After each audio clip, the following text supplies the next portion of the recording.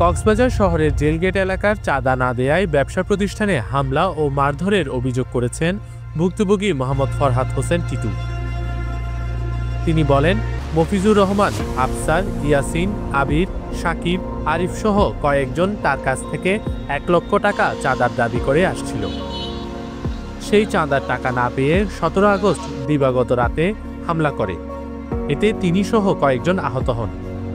পূর্ব শত্রুতার জের ধরে আমাকে অনেক আগে থেকে ১ লক্ষ টাকা আমার থেকে ওরা চাঁদা দাবি করছিল। এখানে যদি ব্যবসা করতে গেলে তোমাকে চাঁদা দিতে হবে।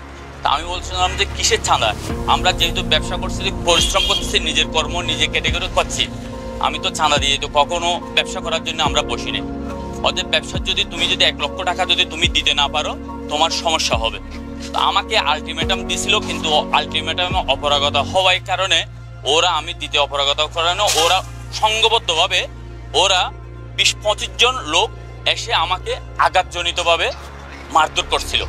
আমাকে হত্যার হুমকি সহ আমাকে আরো অনেক জটিলতার মধ্যে আমাকে করে ফেলেছিল।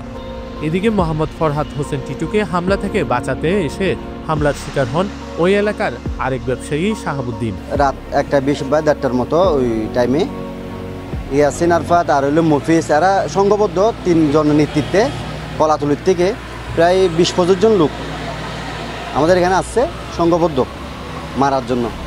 কিসের জন্য ঘটনা? মারার জন্য আসছে। কিছুদিন আগে একটা বিচারটা করেছিলাম আমি আর লিয়াকত আলী পারভেজ, কলাতলি পারভেজ ভাই।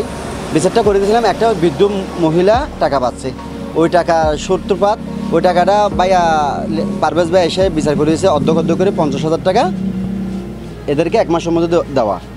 তখন এরা ১ মাসে না দিয়ে এটা ৭ মাস অবহিত করছে, ২৫,০০০ টাকা আর ২৫,০০০ টাকা পাবে। সেখন বিচারটা আমার কাছে দায়িত্বভার ছিল, পারভেজ ভাই দিয়েছিল, ওই মহিলাটা আমাকে দিয়েছে আস্টাম মূলে এখানে আছে।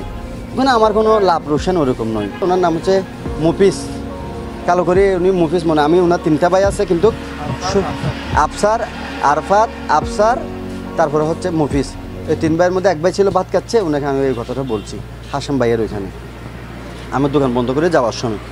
তখন ওই ভাই আমাকে রাগান্বিত হয়ে, হয়তো তুমি কি হয়েছো এরকম বলে এসে, হয়তো তুমি এখন দাঁড়াও, আমি এখন তোমার দেখাচ্ছি। উনি ফোন দেওয়ার সাথে ২০-২৫ জন লোক নিয়ে চলে আসে। অতর্কিত প্রচুর পরিমাণে হামলা, এখানে মারধর। আমাদের ছোটো বোনের জামাই আমাকে বা আদাসলি আপনার আমার দোকানের ছেলেদের, আবার আমার এক ছোটো ভাইকে এরা মারধর করছে কিরিস লাঠি নিয়ে। তখন আবার দেখলাম ওই শেষ করা না হয়, ওটা শেষ না হয় নাই, আমার পেছনে একজন টিটু ভাই একজন গ্যারেজ করে, ওই ভদ্রলোককে নাকি আগে নিয়ে চাঁদা চাইতো ১ লক্ষ টাকা।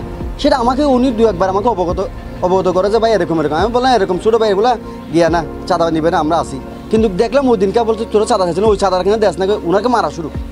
মুভিসের লোকগুলা হঠাৎ করে কল করে নিয়ে আসছে, দেখছি কল করে একজনের পর একজন প্রায় আপনার ১০-২০টা মোটরসাইকেল চলে আসছে। আসার পরে এখানে দেখতেছি হঠাৎ হয়েছে, তখন আমরা ওখানে চুরাইতে গেছি। চুরা যাওয়ার পরে আমাদেরকেও এরকমভাবে শুধু মারছে যে আপনার আবির বলে একটা ছেলে আমাকে হাতে মারছে, আমার মাথা ব্যথা করে, এখানে মাথা, আমার পায়ে, এখানে পায়ে, আর দেখেন আমার। এ বিষয়ে জানার জন্য অভিযুক্তের সাথে ফোনে যোগাযোগ করা হলে ফোন বন্ধ থাকায় বক্তব্য নেওয়া সম্ভব হয়নি।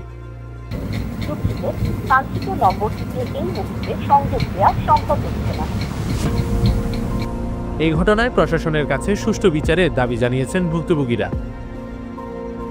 News desk, CCN।